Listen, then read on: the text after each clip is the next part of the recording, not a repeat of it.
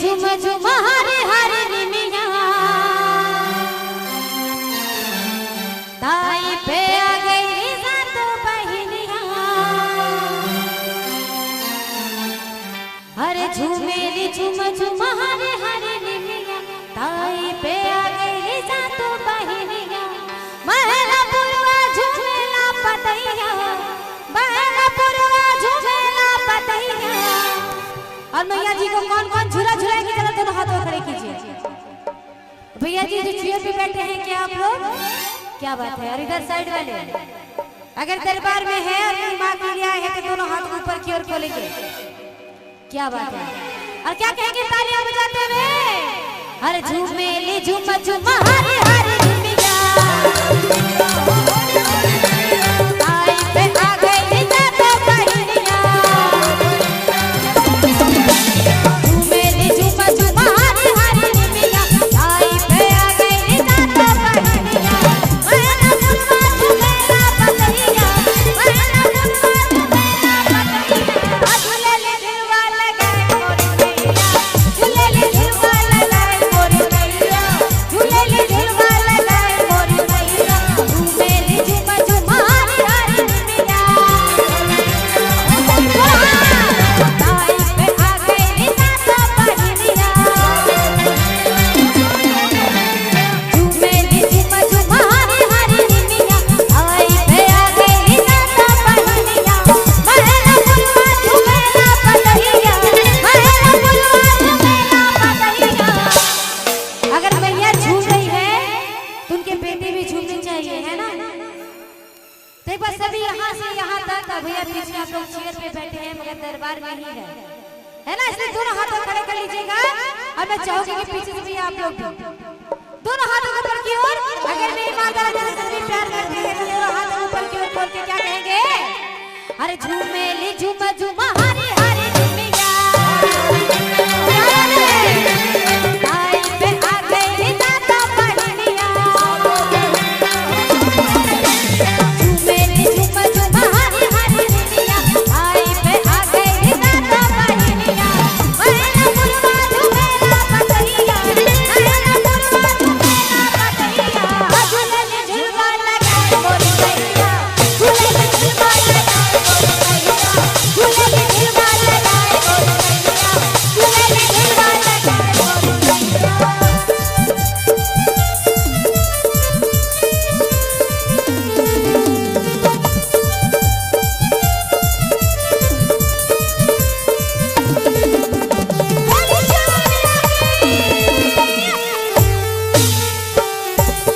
क्या बात है।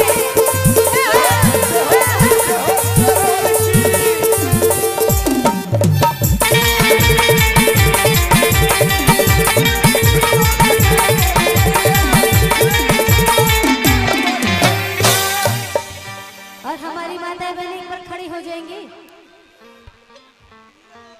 क्या बात है। पीछे से भी खड़े हो जाए आंटी जी, चाची जी। क्या बात है। और क्या कहेंगे? दोनों हाथों को पहले ऊपर।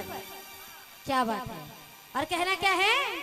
अरे बचपन पतवा पत सफल मिलिया आई के भावेली चप्पा चमेलिया। बचपन पतवा पत सफल मिलिया आई के भावेली चप्पा चमेलिया। कहली दीनार कहलिया पतैया, कहली दीनार कहलिया पतैया। झूलेली झुलवा लगाए मोरी मैया, झूलेली झुलवा लगाए मोरी मैया,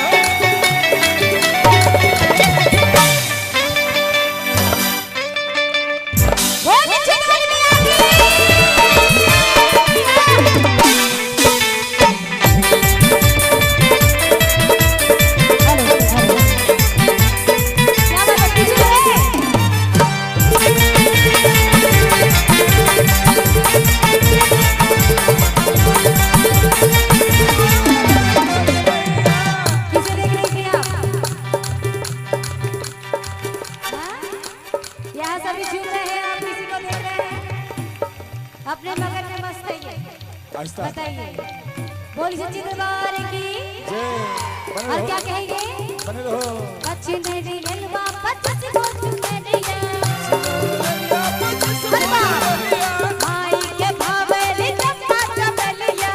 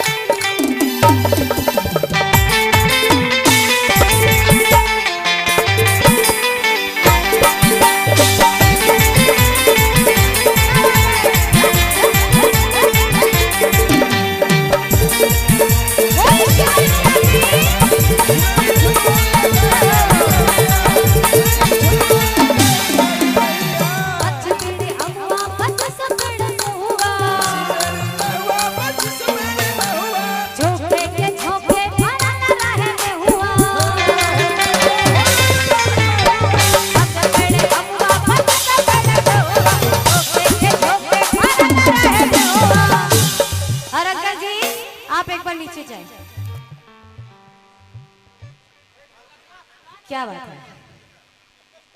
जैसे हमारे सुदेश में बजा रहे हैं और नाच भी रहे, वैसे आपको भी करना है, सिर्फ बजाना नहीं है ना? क्या बात है। तो इनके साथ कौन कौन है भैया, जरा दोनों हाथ खड़े कीजिए पहले। क्या बात है, बोली सच्ची दरबार की जय। अच्छा रुकना पड़ेगा, कोई स्पेशल है क्या? अच्छा अच्छा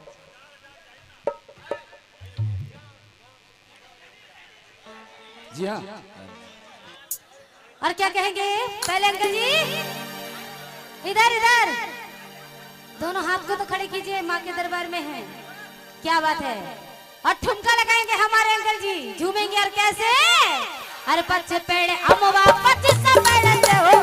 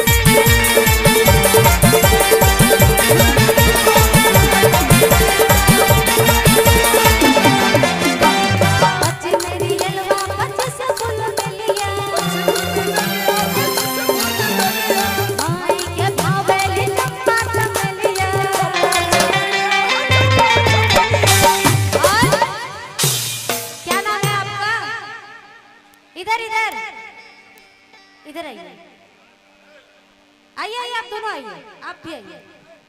क्या बात है, चलिए इधर आ जाइए। और हमारी छोटी बहन यहाँ झूमेंगी, झूमेंगी ना आप लोग, नचिएगा ना? और हमारे भाई सब एक साइड रहेंगे। कि शर्मा रहे हैं, वहाँ तो नाच रहे थे, यहाँ भी नाच सकते हैं, है ना? ठीक है। बोल सच्ची दरबार की सभी दोनों हाथों को ऊपर रखेंगे। और मैं चाहूंगी कि अंदर वाले हमारे जितने भक्त है वो भी दोनों हाथों को ऊपर की ओर और झूम के क्या कहेंगे?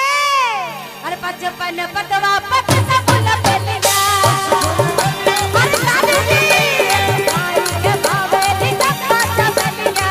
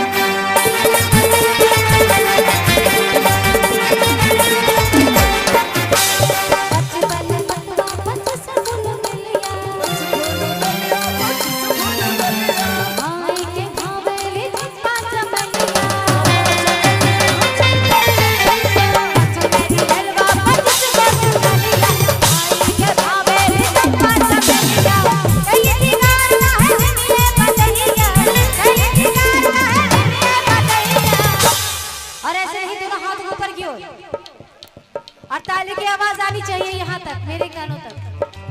अगर मेरे कानों तक आ गई, अगर नहीं भी आई तो कम से कम मेरे माता रानी के कानों तक आवाज जानी चाहिए, है ना। और ऐसे नहीं भैया, गाने के साथ साथ और क्या कहना है, अरे 25 नरियलवा 25 गुज